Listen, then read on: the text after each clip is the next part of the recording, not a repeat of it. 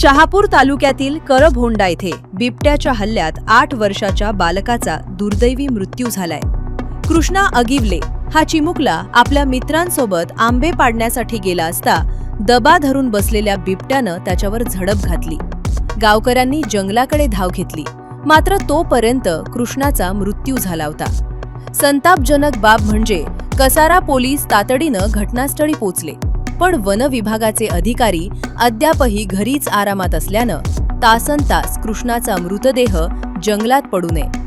One विभागाच्या या निष्काळजीपणामुळे ग्रामस्थांमध्ये तीव्र संतापाची लाट असून दोषींवर कारवाईची मागणी होत आहे। आणि जेरबंद झाल्यावर आपण गावामध्ये दाखवू जेरबंद झालेला, आणि त्याला आपण रितसर जी कारवाई आहे त्याला आपण इथं काही सोडणार नाहीये। आपण जी ऑफिशियल प्रोसेस आहे ती करून टाकू, पण आपल्या इथं आसपास एरियात राहणार नाहीये। नाही इथे आमच्याकडे आहे, तिकडे पुतळ्याकडे आहे, इकडे नदीत भेटतात, एकच पकडून आले, बाकी आहे तेच। आता मग असे वाघ